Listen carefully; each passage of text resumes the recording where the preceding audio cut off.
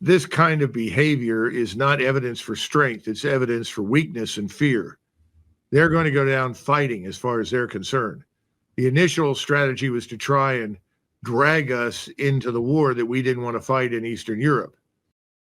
So recently, Douglas Macgregor went on Judging Freedom, that's Andrew Napolitano's podcast, and talked about all the grandstanding and tough talk among NATO and EU leaders, some European leaders in general, when it comes to Russia, as if they're posturing for a ground war against Russia. And I have my own thoughts about this, but I definitely want to hear what Colonel Macgregor says about it. So let's watch and let's react. Are EU leaders or NATO without the U.S. actually preparing for a war with Russia? I think there's a great deal of talk, but I don't see much evidence for action. And you're talking essentially about London, Paris, and Berlin. And as you know, in Berlin, they had to vote to change a provision in the basic law so that they could exceed their budgetary limits. Frankly, it's very hard to believe. Military power takes time to develop and grow.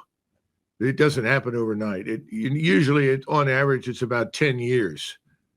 And so whatever you invest today, you will begin to see an impact, provided the organization changes and adapts to the new technology, in about 5 years. But you won't have the full impact militarily on a battlefield for perhaps another 5. So I'm a little skeptical. Plus, you've got to look at the financial realities. Britain's about to go under financially. France isn't far behind. The Germans are in a lot of trouble. It's hard to take any of it seriously, frankly. Very true. A lot of this is just talk and posturing. There isn't as big of a military-industrial complex in Europe compared to the United States. So a lot of these leaders can say these things, but not really pay the political consequences of being wrong about them, because the U.S. bankrolls so much of NATO, the lion's share, in fact. How do you explain the bellicosity of Prime Minister Starmer, who has nothing to back up his bellicose words with, President Macron, and even von der Leyen? How do you explain all of their condemnations and warning of fears of Russia? I think we're in a position right now where the globalist ruling class, primarily in Western, but not exclusively Western Europe, is clinging tenaciously to power. We just saw Marine Le Pen, I think, judged unfairly and then ridiculously placed in prison. I suspect that France is within weeks of a tremendous revolution. I don't see how they get through the summer without it. And that's a bold prediction, but things are tumultuous in France, because if you haven't been following this, a judge recently sentenced Marine Le Pen, the right-wing populist opponent of Macron, his chief rival in a future potential presidential election, to jail under corruption charges. I think 2 years in actual jail and 2 years under house arrest, and disqualifies her from running in the presidential election. Now, I haven't really followed the circumstances itself regarding the fraud, so I won't weigh into that. But constitutionally, if you look at France's 1958 Constitution in Article 6, it doesn't prohibit someone from running for the presidency for being convicted of a crime.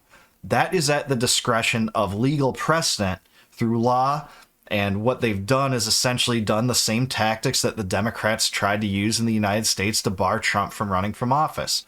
They found a friendly judge that had incredible arbitrary power to disqualify Le Pen, and that's what they've done. So unless this is appealed, we'll have to see what happens. And, it just says, for all these people talking about the glories of democracy and how important it is, well, for one person, that's even more concentrated power than an oligarchy to essentially overturn an entire democratic election.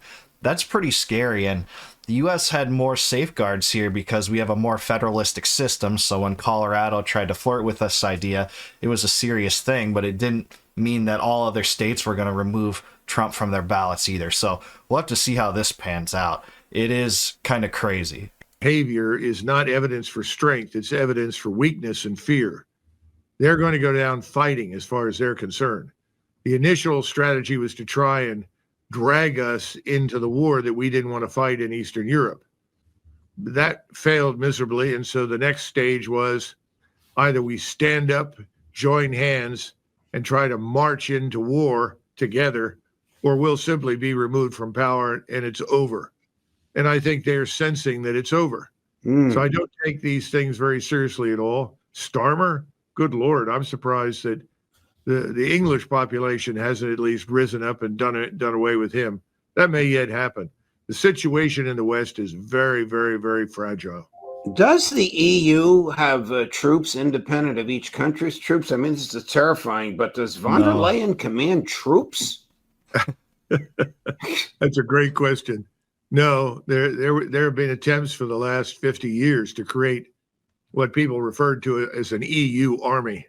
They even stood up an EU headquarters that was designed to be like the NATO deployable headquarters, and it failed. It just has gone nowhere because until this point in time, Judge, no one in authority in Europe has been willing to invest any money in any of the critical capabilities, not just weapons, but also command and control.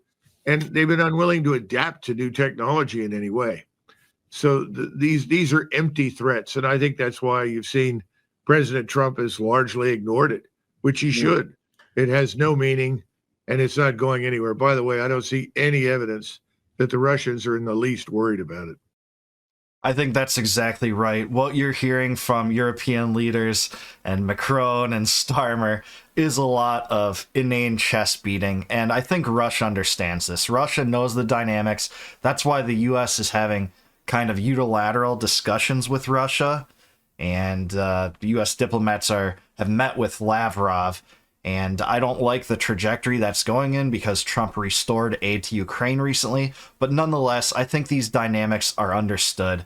The truth is that these European leaders are talking this way because they can afford to. There's no real political consequences for having done this because the US is simply bankrolling NATO. It's not entirely funded by the US and financed by the US, but the lion's share is. And by far the lion's share of financial support for Ukraine is coming from the US. They've already gotten about $200 billion, and that continues to flow, even though Trump had ample opportunity and all the political capital in the world to stop that, which he did for a few days, but then he restored it. So I think Macgregor's just completely right here. We'll have to see what happens in France. That's a tumultuous situation that could cause true political upheaval, but we've seen similar upheaval in Britain over the last few months too. So I do want to hear from you guys though. Please let me know in the comments below. Do you think that the European leaders are serious about committing troops on the ground to help Ukraine in its war versus Russia? Let me know below.